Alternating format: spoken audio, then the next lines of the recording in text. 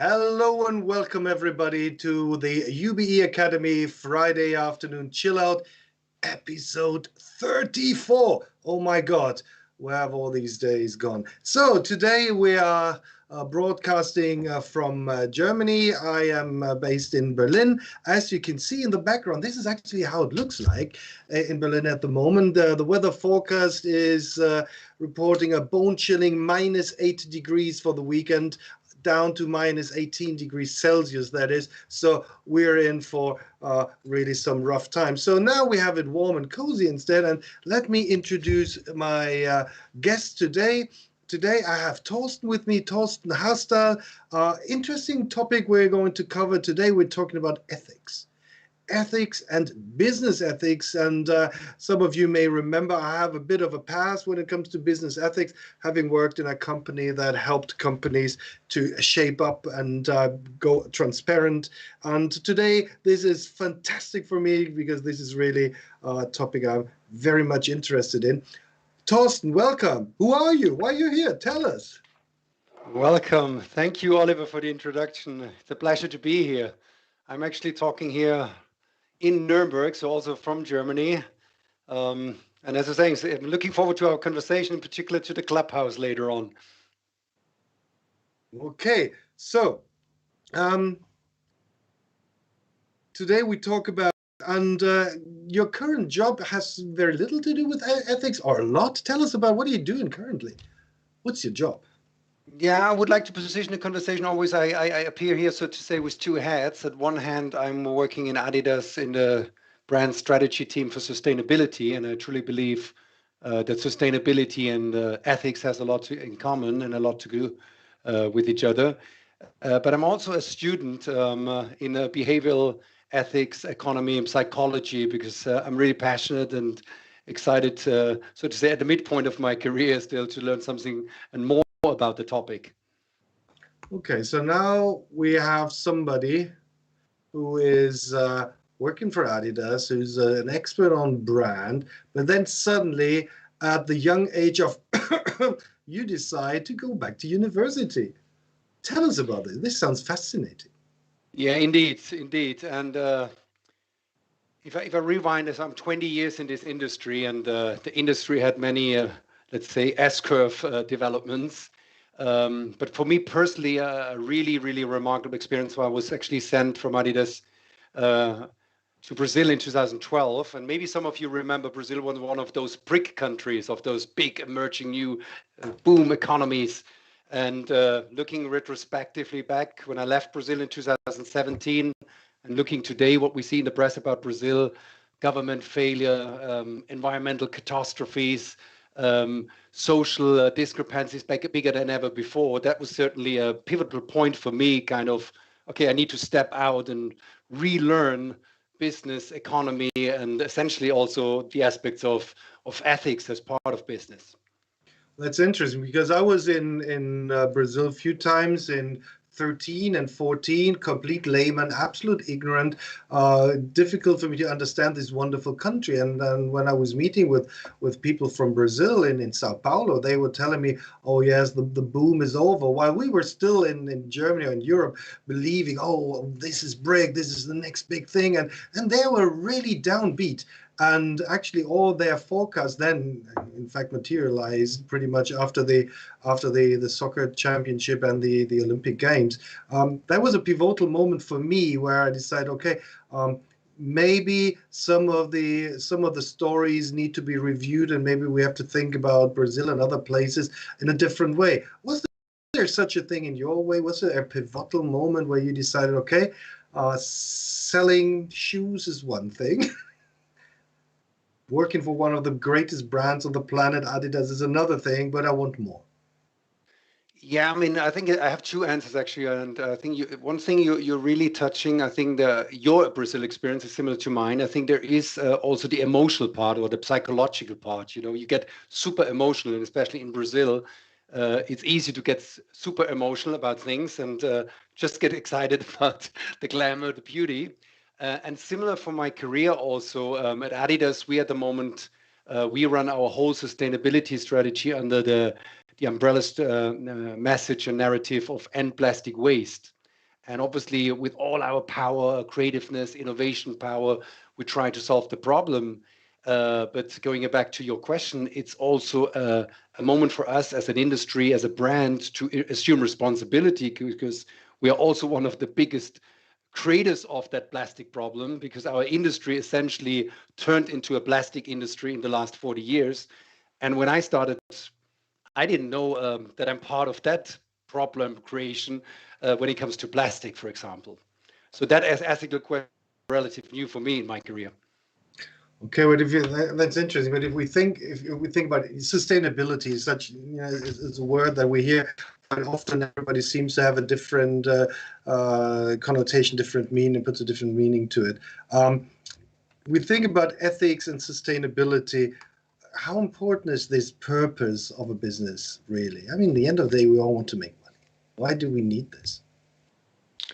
I mean, in my perspective, and you see, coming from Adidas, I obviously come from a very brand-driven space, and I think it makes a huge difference. Let's say if you're in a business-to-consumer environment, or if you're in a business-to-business environment. And I think I would think alone in the last year, but certainly with the pandemic, I think it became a growing topic that from an institution perspective, the European Union, World Economic Forum, or if it comes from a corporate perspective, this whole question of what is the purpose, what is the beyond profit thought and stimulation of our activity. I think it has never been more widely discussed and debated and reflected than actually in current days. Yeah, that's interesting because, well, it's interesting that you say the purpose comes afterwards. I strongly believe if you don't have a perfect purpose, you can't make any money. Companies that don't have a purpose are boring companies and probably boring brands in the consumer world. If you don't have a purpose, why are you there? You know. But now you're working on your master thesis, covering exactly this question and dealing with the various dilemma that ethical or decision making entails in management. Can you tell us a bit about your master thesis, about the approach, the scientific concept that's behind it? Yeah, probably what I found the most fascinating part of that master course is actually the psychological element of it. And I mean, there's oftentimes, as you just said, we don't buy what brands do, we buy why they do it, the whole emotional part of it. And what we also studied a lot is let's say, our classical model is built on what's called the Homo economicus, a very rational actor who has actually the ability to take rational decisions. But if you're in a brand marketing space, and you learn a lot about the emotional factor, and if you're in a space of psychology, you learn a lot about unconscious bias, about almost the inability to take rational decisions. And I think this is not, for me, interesting, not only from an emotional perspective, but also from an ethical perspective, because there's also something like almost a intrinsic, instinctive moral behavior we all carry inside of ourselves. Okay, so if we think about okay, talking to an economist like me, of course, I strongly believe in the Homo economicus, at least in the long run. But in the short run, absolutely. And don't you agree? There's a lot of psychology behind it. But if a brand doesn't deliver its purpose, well, then you can sugarcoat it with advertisement and flashy billboards. But at the end of the day, people will still not buy it. I mean, people are not stupid. And what I always dislike about this discussion about the Homo economicus is that we often pretend that people are not that intelligent and subject to manipulation. I don't believe people are, at least not in the long run. In the short run, maybe. And that good branding is exactly the opposite of manipulation. Don't you agree? I actually totally agree. I think if there's one word which for me is paramount, it's the word trust. I think a brand more than a business, on the long run, and I think you touched on it, on the long run, you only have sustainable success if you create trust. And maybe a little bit back into your world and your maybe terminologies, mistrust. And I think we can all close our eyes and try to feel what it is like when you have no trust. In economic terms, that just means transactional cost. And transactional cost is what no economist likes. It's also what no consumer likes, and also definitely not what any brand marketer likes. Absolutely. When we talk about this, we use this word now a couple of times, sustainability or sustainable business model. Do you have some form of definition we can settle on that is dealing with sustainability? Yeah, you're asking me now about the definition of sustainability or sustainable business model, and I appreciate it, because that was actually a question I was also digesting and getting my head around, because when I heard this terminology of sustainable business model or sustainable business model innovation, I was like, okay, has there ever been a non-sustainable innovation intention from anyone? It would make any sense to me, right? But going a little bit deeper, at least from a literature and from an academic point of view, and I think I can certainly support that. The difference, let's say, between a classical business model and a sustainable business model is that you just redefine or expand the definition of value. A classical model would see value strongly driven by financial value generation, and here obviously also long-term sustainable financial value helps. While a sustainable business model from the first place starts actually in mind, it's my mission, it's my purpose, not only to solve the profit part of the equation, also the social and the environmental or the planet part. And maybe just to add one sentence, that also from a whole, let's say, conceptualist perspective, you go beyond consumer is king, because you look really at a more wider perspective of different stakeholders, and you essentially try to aim, and it's an inspiration, obviously, to service and do good for all the people and all the stakeholders you're actually interacting with. And that makes quite a difference to, let's say, the traditional business model. I see. And when we spoke beforehand, what you discussed, you came up with, let's say, a few burning questions that, in this respect, managers are asking themselves or should be asking themselves. And maybe you talk a bit about that. First of all those questions I'm asking, I ask myself at some stage.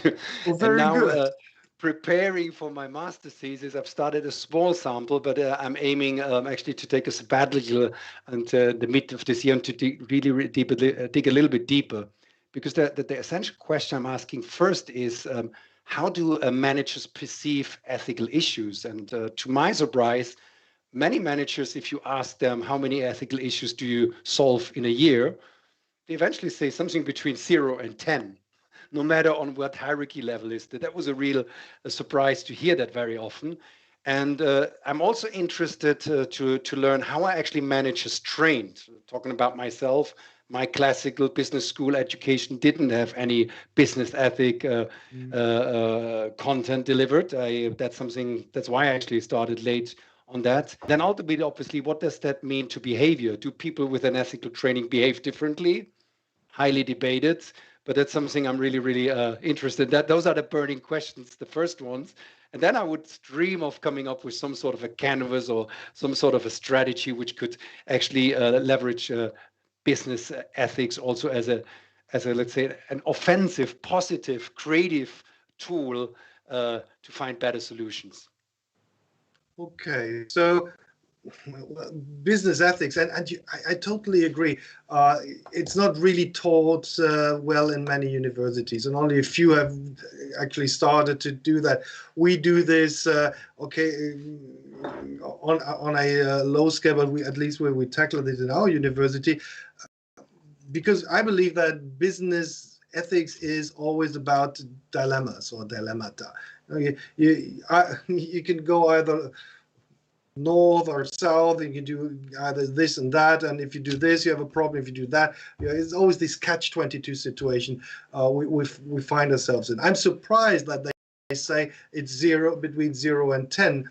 I would have thought it would be much higher, but maybe they don't label it business ethics, but they are dealing with dilemmas all the time. When you're running a company, this is what you do. Shall we talk about these dilemmas a little bit? I think you prepared some of the dilemma Yeah, let's do that. And if you're up to it, let's maybe do a little bit of a that companies deal with. And I believe that our wonderful producer Gerd has prepared something for us. Isn't there a video ready waiting for us? In this case, we'll use a train hurtling towards 4 men who are stuck on the track. Steve is on board the that's train and notices that the conductor I don't know. I'm not getting the sound, but maybe I could explain the little video. And it's a super classical dilemma experiment, a thought experiment. Okay. Imagine you're on a train and the brake is broken, right? But you have the chance to switch the lever, and you're running on a track, and there's one person ahead of you, and if you don't switch, you're basically gonna kill that one person, right? And you have a chance to move on a second track, and there's 4 people actually on the track. So you're in this dilemma between, is it 1 or 4?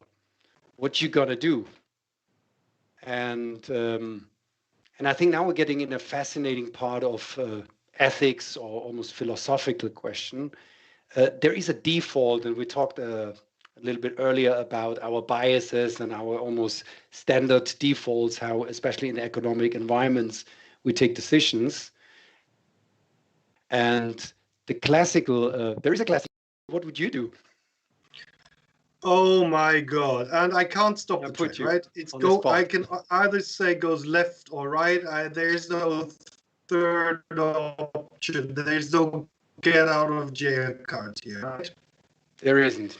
And 4 versus 1. So, to be honest, if you want to hear my true answer, I would probably flip a coin.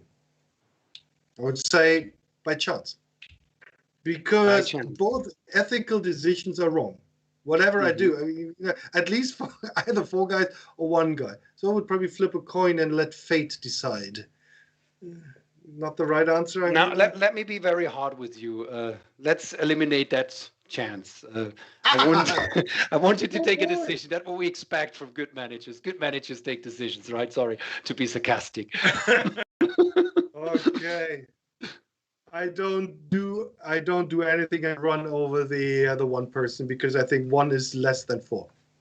Perfect. Okay. And I think you're very much in the sweet spot of what most of us would naturally do. But let me, and just to show a bit the beauty of, let's say, behavioral ethics or business ethics, there is different ways to look at it. And let me quickly go into 2 alternative options. And that to some of those things, those, let's say, business decisions we're actually taking almost on a daily basis. So you could think what you just decided, basically, I think in philosophy is called a consequential approach or a utilitarian approach. So you basically try to generate what you believe is the best and biggest outcome based on your decision, right? And that's what typically economists, also engineers, do that a lot. They think very linear, very mathematical about the topic. We could, yeah, exactly. We could stay on that slide. But there's also at least 2 other options to think and to reflect and decide about it. The second would be almost a categorical principle. You would just say, okay, as a principle, killing is just no option. I'm not going to sacrifice 1 person for that's just out of scope, right? That's another way of looking at it. And a third way of looking at it, and I think this is for me a strong relation to the conversation we had before about the purpose of business, is less talking about the act and not about the outcomes. It's much more about the motives. It makes a huge difference if you kill that person because you want to steal the wallet, or if you kill that person like you just did because you want to save 4 bodies and 4 lives. And what I find fascinating about those thought experiments, and I've translated that into, let's say, a creative sustainability innovation process, that's the space I would in the first place, try to explore, to really think those different perspectives through before I go too fast and too linear into something which seems to be very, yeah, let's say, economically only the best solution. So to me, that's just a great example how you can kind of open the mind space by approaching possible new solutions. Okay, so my solution, flipping a coin, is not an option because you said, yeah, you just turn this into an act of God, and that's boring from a management perspective, and I agree. And also you say, okay, should we really focus on the outcome, or shouldn't we more or less focus on, to a higher degree, focus on the motive? But however, what does these kind of dilemmata, what does this mean for today's business? How can you use this thought experiment to draw conclusions for your business, for your sustainable business that you're trying to create? I'm asking you as a manager, I'm running a company. Now you show this to me, I'm overwhelmed, I'm flabbergasted, I feel like, oh my God, I need to readjust the way I'm thinking. Help me. What is where's the beef? For me, the beef sits in, again, we talked also about this term before, is strongly related. In business, we oftentimes use the term walk the talk, right? And let's go back to the purpose declarations many companies do these days, when they put, so to say, the motives at the first place. And but eventually, let's say, if there is some sort of an asymmetry, and that creates mistrust. Let's say if you talk, it's all about my purpose, my motives, but then you act, it's all about outcome. That is creating some sort of emotional irritation, and ultimately, again, is creating some level of mistrust, and ultimately creating transactional costs. So I'm always coming back to the same logic. So I think the solution, or let's say a solution or a step into a better solution, is first the level of awareness and education. If you're familiar with that, if you realize that in that moment I'm actually taking a more utilitarian approach, and a second later I'm actually only talking about the purpose, I think if you create consciousness, I think you ultimately have the chance to create more trust and get more buy-in and more collaboration. Okay. However, do companies that act ethically and have a strong purpose, do they make more money or less?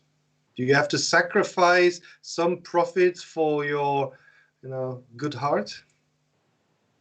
So my simple answer is I'm a student. I'm still learning, and I'm investigating on that question. That's like my flipping the coin. No, that's not an option. And I'm far away from being arrogant to say I know. But certainly there's my mind, but there's also my heart, and I can tell you what I hope that's going to happen. And I think on the long run, and again, I feel I should rather say on the long run, I'm convinced that business will only be successful, still successful, if it's not only about the profit. I actually think what we just talked before, the whole question of resetting business, resetting corporations, is also still about competitive advantage. So if you are better than your competitors in creating trust, in creating long-term vision and perspective, I think you have an advantage to survive. I would probably even go further. If we probably want to differentiate between short-term quarterly results, profits, and long-run growth perspective and sustainability, which again, in the end of the day, companies are there to maximize profits. That's my strong belief. However, I believe that the trade-off isn't there. I did a lot of these projects with companies in complex environments, and there was always, they say, yes, but if we if we put ethics first, if we think of maybe stop bribing everybody left, right, and center, well, then we will lose a lot of money, and our shareholders will be extremely unhappy. And if we put ethics and trust first, yeah, that might be interesting for the next generation, but I am incentivized by quarterly or annual results, so this is why I am in a dilemma. And it was really difficult to explain to let's say, help them get an understanding that yes, you may sacrifice 1 or 2 quarterly results, but in the end of the day, it's maybe your only chance to have a sustainable business going, and not one that you will drive into Chapter 11 if you continue what you're doing. Do agree. Do agree. That was not a question, right? It was a statement. Yeah, that was my statement. Mm-hmm. Am I wrong? No, I actually don't think you're wrong at all.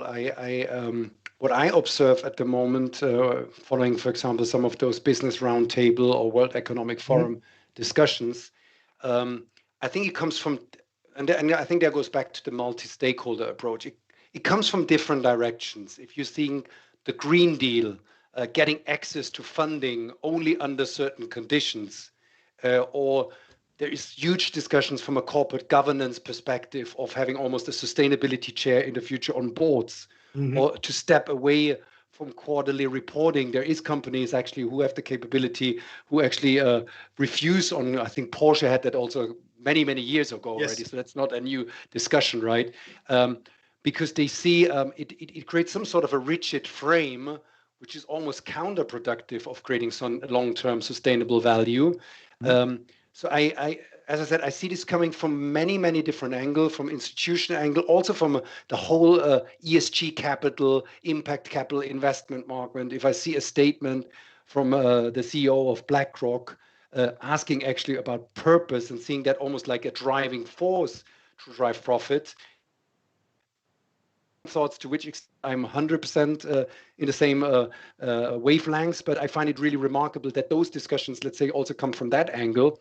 And as I said, I think it's not a one-dimensional solution, and it's also not a one-dimensional approach. Yeah, but it's a fascinating topic, and still, I strongly believe if you want to make money as a company, as an entrepreneur, you have to do two things. You have to have a purpose, and you have to be willing to take risks. I have to sometimes go against the mainstream, and this is your only chance to have a sustainable business going. And the area you're covering is, I think, one of the pillars of success. Having a purpose, a meaning, an ethical, let's say, framework or playing field or compass, well, however you label it, that helps you to steer through these complex and weird times we're currently in. And we haven't even had time to cover the pandemic, because that's a similar story. Your ethical dilemma: who should get the treatment and the vaccination first, right? So this is one thing. But now, this was an amazing discussion. Thank you so much. But as always, there's a because now we give you 60 seconds uninterrupted time where you can say whatever you always wanted to say live on the internet. There will be no interruption from my part. There will be no censorship of Gerhard, our producer. It will be just you. So please fire away. I was not prepared for that, but that was the trick. you triggered me with the last sentence you said about mainstream. I never wanted to be mainstream in music or in movies. I always admire when people have a little bit of off-record, kind of a B-side taste, right? And okay. I feel that business ethics in this moment of time, as much as I'm convinced is fundamentally important, I still think is far away from being mainstream. So in this regard, one thing I want to bring across in my 60-second encouragement: we need some non-mainstream people to make it happen. And you could actually join me. I'm going to post like an open source survey in the next couple of months, which will help generate huge data about my burning questions. And I would appreciate if we could maybe connect over the LinkedIn, and we stay connected, and we can engage on the conversation going further. Because as much as I come from a very branded emotional sports space, I'm also interested to learn how other industries approach this topic. So I'm not seeing the watch now on where I am with my seconds, but yeah, so connect with me. Let's stay engaged. Let's stay mainstream, not mainstream, and let's work on that, new purpose and new mission. Wow, thank you so much, Thorsten. So, first of all, thank you for your comment on your work. It was a pleasure. It was a pleasure. I loved it. people, listeners, viewers, please, scientific progress can only be accomplished if people we fill out those questionnaires. Otherwise, there won't be a good empirical study possible. So please help Thorsten whenever you find this in your LinkedIn inbox. Please fill it out. Thank you so much for talking about this amazing topic, and I guess this is something that will raise a lot of comments and concerns and statements, and therefore, just like last week, we invite all of you to join us in our Clubhouse room. You see the room details, hashtag UBE Academy, displayed above our heads. Thorsten, thank you so much. Thank you. It was a great pleasure. Thank you, Oliver. Slip into something more comfy, and then I will join you in our Clubhouse in due course. Thank you very much. Bye-bye, guys. This was the UBE Academy episode 34 today on business ethics. Stay tuned and see you next week when we talk about digital, COVID, business, all of these amazing subjects and topics as well. And now it's time to go over to the Clubhouse. Bye-bye.